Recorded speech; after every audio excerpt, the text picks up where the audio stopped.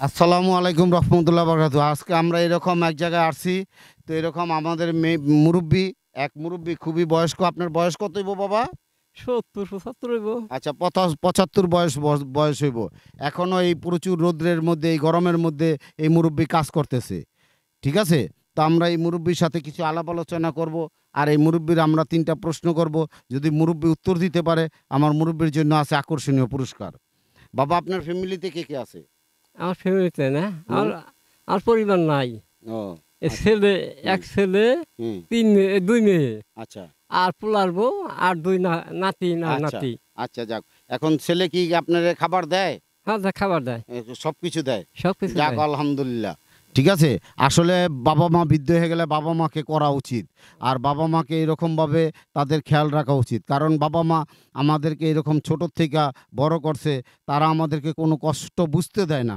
তারা কষ্ট করে কিন্তু তারা আমাদেরকে কোনো কষ্ট বুঝতে দেয় নাই বা দেয় না। এইজন্য তাদেরকে বাবা-মাকে যাদের যাদের বাবা-মা আছে তারা বাবা-মার প্রতি খেয়াল রাখবেন। আর তারা বাবা-মাকে এরকম সর্বদা সময় ইনশাআল্লাহ সম্মান আর ইজ্জত দেওয়ার জন্য চেষ্টা করবেন। তো মুরব্বি হুম, আলহামদুলিল্লাহ এই যে আপনি ব্যান্ডিজে তুলতেছেন, ঠিক আছে? একটু ধরেন এইটা। এই যে ব্যান্ডিজে তুলছেন এইগুলা, হুম, ঠিক আছে? হুম, এই যে ব্যান্ডিজে তুলছেন, এইগুলা আপনার কত করে বাজারে বিক্রি করেন? অহন পাইকারি ৮ টাকা, ১০ টাকা। ৳৮ ৳১০ হুম, পাইকারি। হুম, হ্যাঁ? হুম। তো ইনশাআল্লাহ এই পাইকারি যে ৳৮ ৳10 এই যে বিক্রি করেন এতে কি আপনাদের পোষায়? অহন না পুষাইলে করছি, অহন গিয়া হুম। করন লাগবো, বেতন তো লাগবো ছিলে। ও কিন্তু অনেক সময় দেখা যায় পোষায় না। অনেক হ্যাঁ? সময় পোষায় না, আবার অনেক হুম, সময় হুম। এই ভেন্ডি ৪০ টাকা ৫০ টাকা করে বেচছি পাইকারি। বেচছেন। ও হুম, পাইকারি বেচছেন হ্যাঁ, ৳৪০ ৳৫০। হ্যাঁ, হ্যাঁ, ও তখন আবার বাজারে ১০০ করে কেজি গেছে, হ্যাঁ। ৳৮০ কেজি গেছে।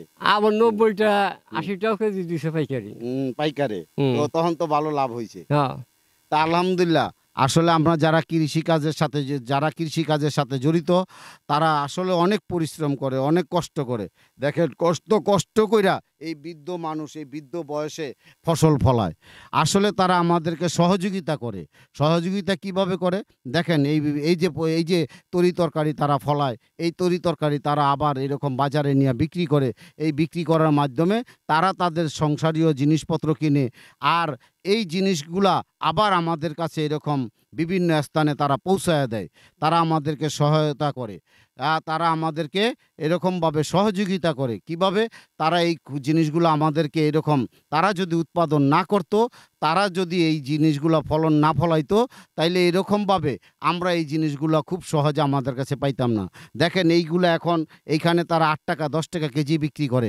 কিন্তু আমরা ঢাকাতে বইসা বা বিভিন্ন স্থানে বইসা এই জিনিসগুলো আমরা ৳৩০ ৳৪০ কেজিতে পাইতেছি। এই জিনিসই তারা আবার এরকমভাবে ৳৮০ ৳৯০ কেজি বিক্রি করত।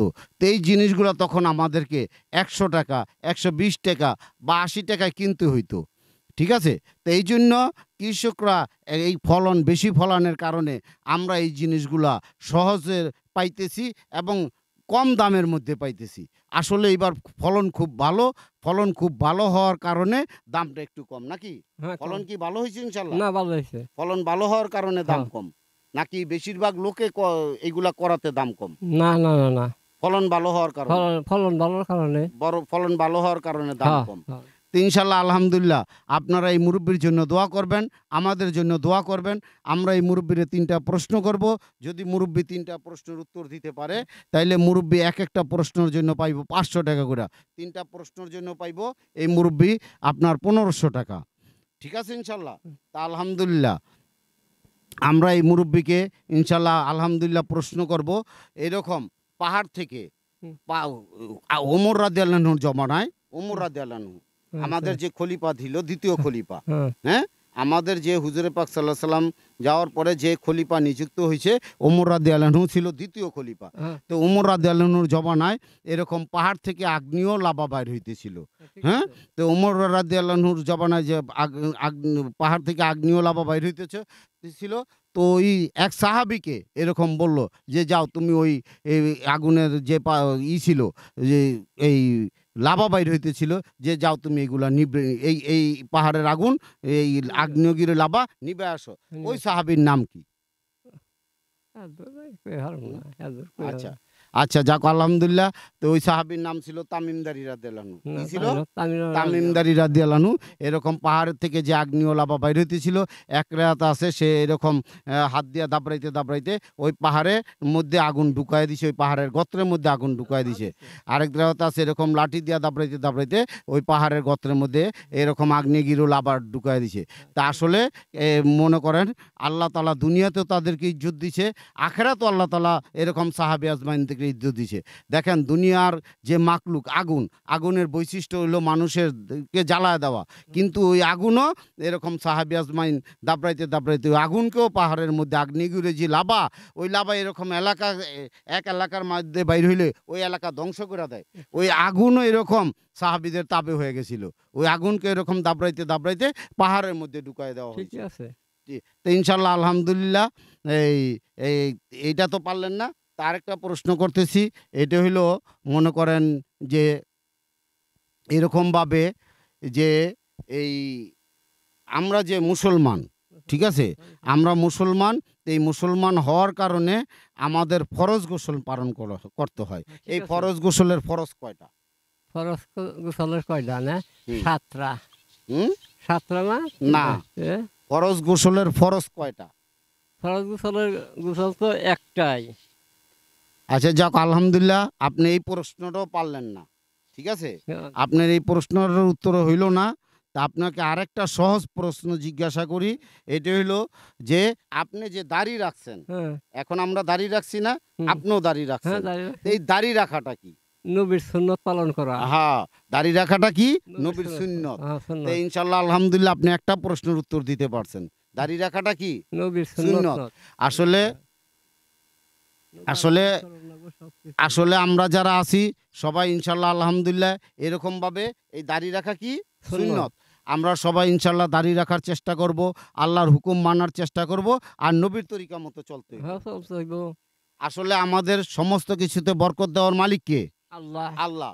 তা আল্লাহ যাতে আমাদের দুনিয়াতেও বরকত দেয়, আখেরাতের জিন্দেগিতেও যাতে বরকত দেয়। হ্যাঁ, আছে। এই বরকত আমরা সবাই চাই না চাই না? না চাই, দরকার আছে না নাই? দরকার আছে। তো এই জন্য আমাদেরকে কি করতে হইব? পালন দুনিয়ার করতে হইব। জিন্দেগি তো এরকম আল্লাহর হুকুম মানতে হইব। আর না, দুনিয়ার জিন্দেগিতে আমরা যদি ঈমান আমল কইরা আখেরাতের জিন্দেগিতে যাইতে পারি, তাহলে আখেরাতের জিন্দেগি আমাদের জন্য দামি হয়ে যাবে। হ্যাঁ, চলতে হইব। ঠিক আছে। তো এই জন্য আমরা দুনিয়ার জিন্দেগি তো ইনশাল্লাহ দুনিয়ার জিন্দেগিতে যতদিন বাইচে থাকবো আল্লাহর হুকুম আর নবীর তরিকা মতো চলার জন্য চেষ্টা করবো। ঠিক আছে না ইনশাল্লাহ? তা আপনারা ইনশাল্লাহ এই মুরব্বির জন্য দোয়া করবেন, আর আমাদের জন্য দোয়া করবেন। আর মুরব্বি যাতে এরকম আল্লাহ, উনি যাতে ফসল, যে খেতে ফসল ফলায়, আল্লাহ তাআলা যাতে ওই ফসলের মধ্যে বরকত দেয়, আল্লাহ তাআলা যাতে ওনাদের ফ্যামিলির মধ্যে বরকত দেয়, আল্লাহ তাআলা ওনার জিন্দেগিতে যাতে বরকত দেয়, উনি যাতে এরকমভাবে আল্লাহর হুকুম আর নবীর তরিকা মতো চইলা জিন্দেগি চালায়া এরকম দুনিয়া থেকে যাইতে পারে। তো ইনশাল্লাহ আলহামদুলিল্লাহ আপনারা এরকমভাবে আমাদেরকে এই কাজগুলি করার জন্য উৎসাহ দিবেন, আমাদেরকে এই কাজগুলি করার জন্য অনুপ্রেরণা দিবেন, আর আমাদেরকে এই কাজগুলি বেশি বেশি যাতে আমরা করতে পারি, এই জন্য আমাদেরকে আপনারা আমাদেরকে সর্বদা সর্বসময় আপনারা আমাদেরকে সহযোগিতা করবেন। কিভাবে?